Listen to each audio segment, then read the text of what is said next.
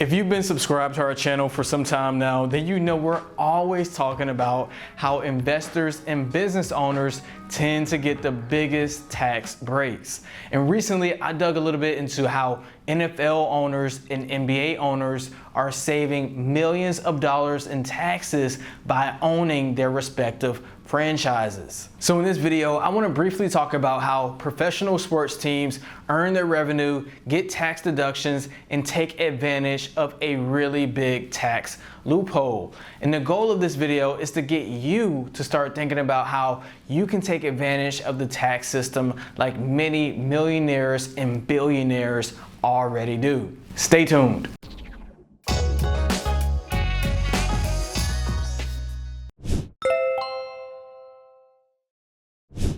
Hey there and welcome to our channel. I'm Sean with Life Accounting, the accounting company that saves people from high taxes and low profits. All right, let's get into it. So I'll go over everything and summarize it into three quick sections. First, let's talk about how sports teams make their money and their average profitability.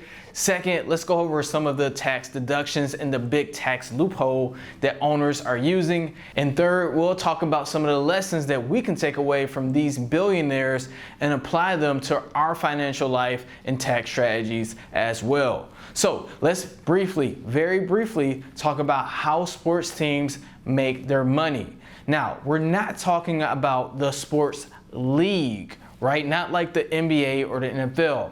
We are talking about the sports team. So the franchise, the city, okay, the team.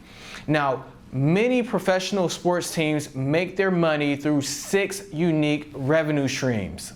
Number 1, media broadcasting revenue. So teams can give broadcasting rights to networks like Fox Sports South, for example, in exchange for revenue.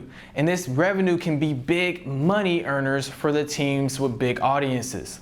Number 2, ticket sales. Of course, when people come to games, there are ticketing fees, and that goes straight to the sports team. Number 3, merchandise, another obvious one. But of course, many sports teams sell gear with their brand and their players on it. Number 4, concessions. So someone's got to eat when they're in the arena and the stadiums. And of course, the concession money goes to the sports team. Number 5, sponsorships. Now this one's a little bit more subtle, but it basically allows other companies to get more attention on their brand, their product, their services. For example, when I go to the games at the State Farm Arena here in Atlanta, there's a big Kia that sits inside of the arena. And lastly, number 6, licensing deals, which basically allows other companies to use a sports team's brand for their particular products or services.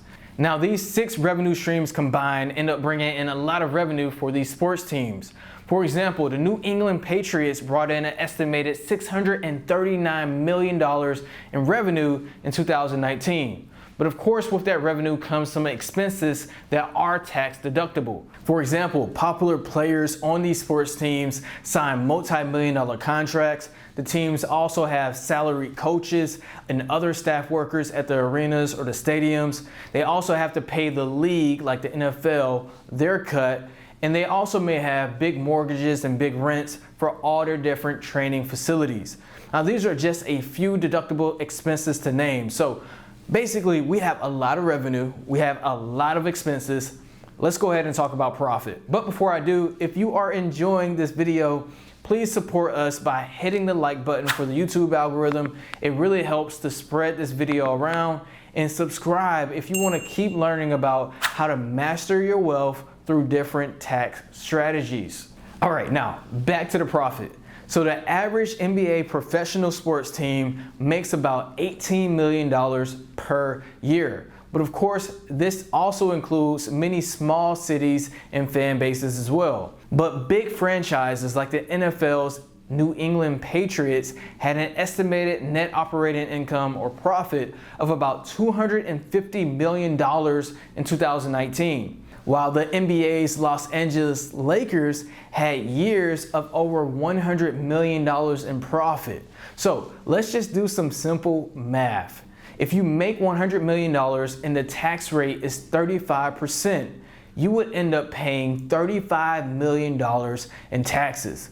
But of course, sports teams owners don't want to pay all of those taxes, and they do avoid it. Now let's go ahead and talk about how some of these NFL and NBA owners are taking advantage of the tax system. So Steve Ballmer, the owner of the LA Clippers, reported $700 million in losses from the franchise between 2014 and 2018. David Tepper, the owner of the Carolina Panthers, could expense up to $140 million per year in losses through the Panthers. And lastly, Dan Gilbert, the owner of the Cleveland Cavaliers, lowered his taxable income by over $400 million between 2015 and 2018 through the Cav. So what's the secret? Well, they are using amortization and depreciation, which allows them to expense most of the purchase price of the team over a 15-year period. In the case of Steve Ballmer, he bought the Clippers for $2 billion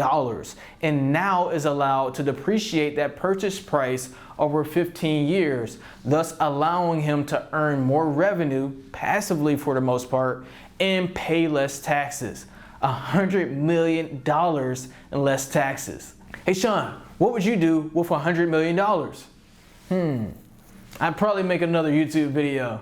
In other words, there's so much money, I wouldn't know what to do with it. But what can we all learn from this? Well, these owners are buying an asset. In this case, it's a sports team that earns them money passively. And then they're able to save taxes on their passive income. So here's the thing. Normally, as a business owner or investor, you can also purchase assets and leverage depreciation. Okay, you can depreciate real estate, machinery, vehicles, and a lot more. Now, of course, we cannot discredit the fact that these owners are wise business people who are making financial decisions based on their specific circumstances.